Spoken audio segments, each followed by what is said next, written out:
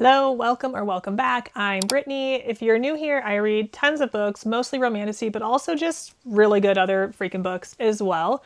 So today's going to be a fun video. We are going to do a little bit of if you like this, then you will definitely like these books. I have personally curated, read every single one of these books, so I know that the vibes are going to be there.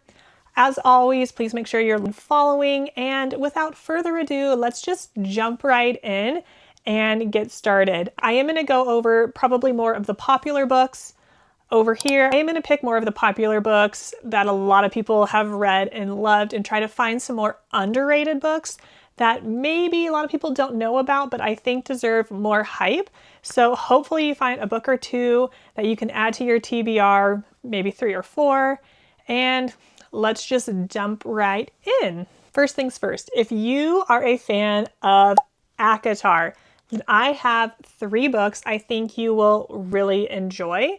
And I've picked these books for a couple different reasons, which I'll go over each one of them. But if you like ACOTAR, I think my 3 picks would be Gild by Raven Kennedy, Shield of Sparrows by Devney and Smoke and Star by by Gretchen Powell Fox. A lot of people say they have a hard time getting into Gild, and I will say this is a little bit more on the darker side than ACOTAR, but I think if you like the full story of ACOTAR, and I'm talking about books 1, 2, and 3 in ACOTAR, this will be an all-time favorite series from you. Like I said, it is a darker King Midas retelling. The first couple chapters I feel like are a little bit hard for some people to get into, but by the second book, it's like one of those books that's kind of like, you know, ACOTAR is good, but ACOMAF is better. That is how I would describe this series.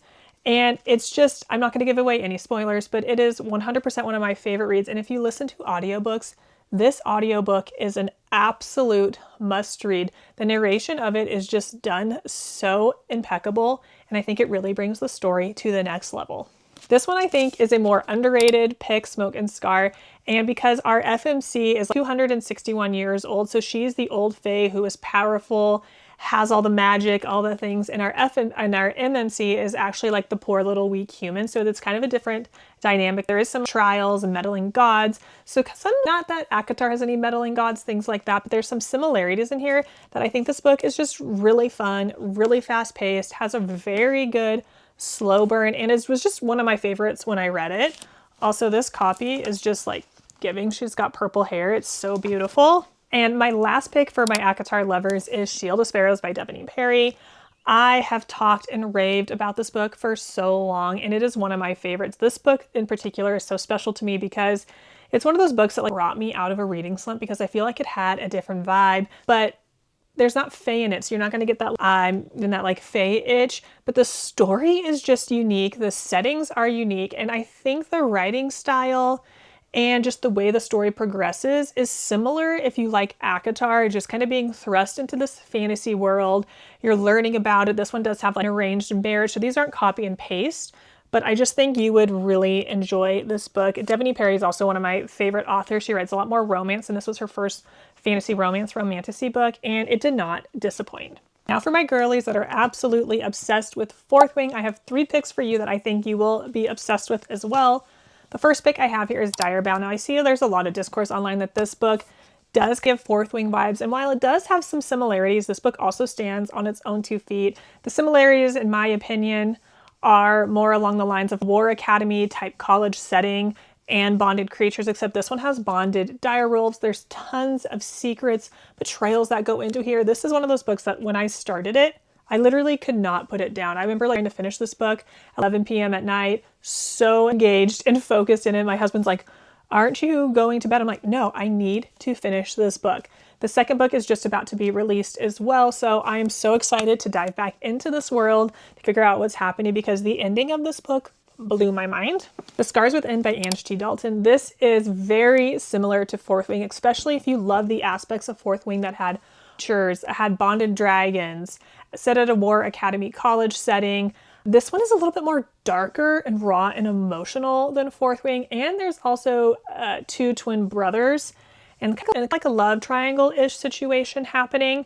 But I devoured this book when I got it, and It is going to be a trilogy. The second book is already out and the third book comes out later this year. But yes, there is a lot of similarities, but I do think it stands on its own. It is still very unique in its own way. And I found the FMC in here just so relatable. She likes to read romantasy books. She likes to have coffee. She actually works at a barista stand in the college. And I just loved all those things when I can find and I can connect with FMC. This was it. Now, I think if you like the pacing of Fourth Wing, you will really like Starside.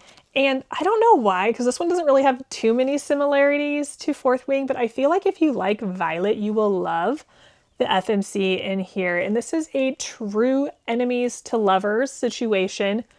And I just think it's done so good. Our FMC basically wants to go to Starside to get a little bit of magic because that's where all the magic is kept. So it's kind of got like these quest journey vibes going on. But she has ulterior motive once she gets over there that she's actually wants to kill the gods. So there's this whole thing. I won't give any other spoilers away, but this book is just delicious, super fast paced, kept me engaged the whole time.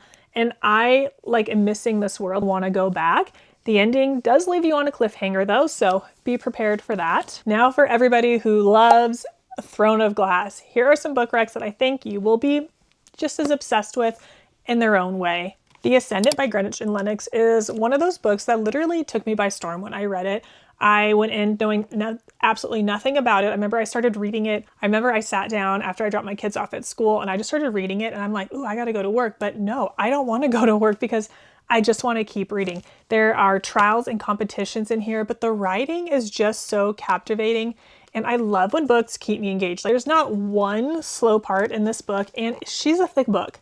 So I was shocked by that, but I love the tension, the banter. Honestly, I say go into this book blind, but I loved every single character. She has a bond, so there's bond happening. There are some unique trials that actually play into the plot, not just trials that are thrown in there where you're like, cool, now there's a trial. No, it actually makes sense for the plot. The romance in here is so good. The ending is very good. Now, there are two other books written by the same author, Riftborn and Dustbound. And this is going to be its own series, but these two, they also say are interconnected. So some people recommend reading these two first. Do what you will. I did not read these two first, and I still ate up every single page in this book and actually rated it stars. That's one of those infinity books to me that I'm just obsessed with. So I am planning on reading these.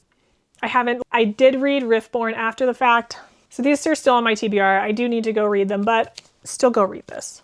Now, if you like the storytelling, how it follows multiple characters in Throne of Glass and it kind of goes on and there's deep emotional character arcs, I definitely think you will like Lies of Lena. Now, this one is way more dark and has a lot more spice than Throne of Glass, but I feel like just the way the story is being told, it was very reminiscent of how Throne of Glass was told with the different POVs and things. And I love this book. This book and The Sins of Silas, which is the second book in the series, are so good. The first half of this book kind of reads more like a novella, but as the story goes on, it's just such a deep emotional connection to these characters. This does follow our FMC, who is a mage, and in this world, mages are basically treated horribly. I won't say anything else about it because I don't want to give too much away, but there is a time jump at the 50% mark in this book where we now go back into future. So there's young love at the beginning and then some things happen, and I love this book. It is literally just so gripping and emotional and dark. So please do check your trigger warnings if you do pick this one up, because there is some very dark and uncomfy moments that happen in here, but I love this book so much.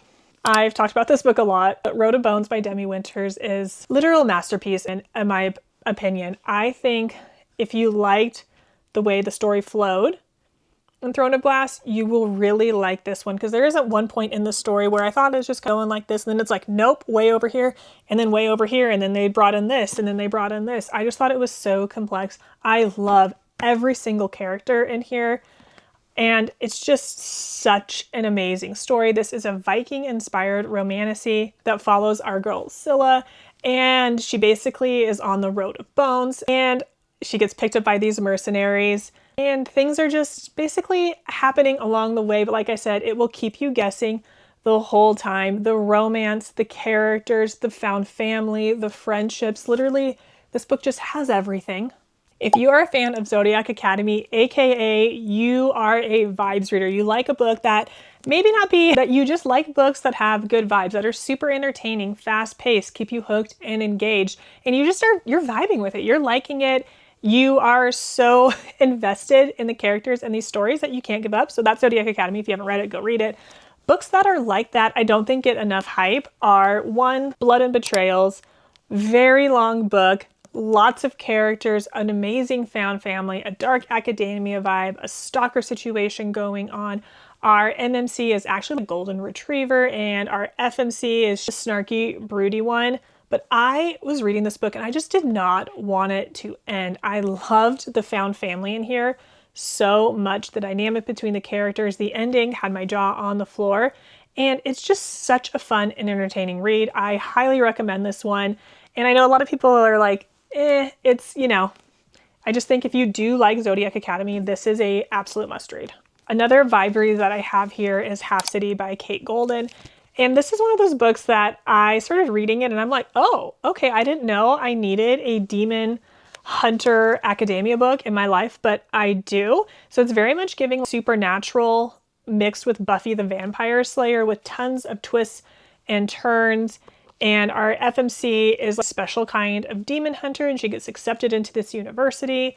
Lots of things are happening, and I ate up every single page of this book. I did not want it to end, and I am so excited to finish this series out. The next book does come out later this year, so I will 100% be reading it.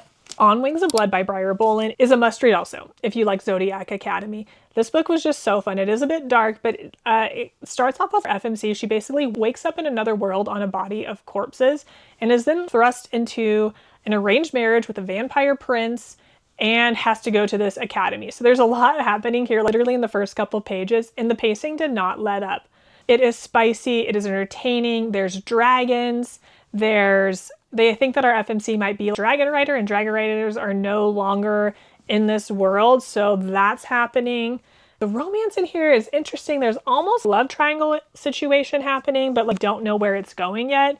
I've read the first book and the second book. The ending of the second book also gave A Court of Mist and Fury vibes, you know, where it's like so much is happening and those last 50 pages that you are glued. That is in the second book of this. I love this story so much, and I 100% recommend it. So let me know which of these books you are adding to your TBR, and if this was helpful at all, let me know, because I could definitely make a part 2, 3, 4, and 5, because I have so many book recs that I think people would like, especially if they liked some of these more like popular books. So let me know if you want another part, and as always, thank you so much for watching, and I'll see you in the next video.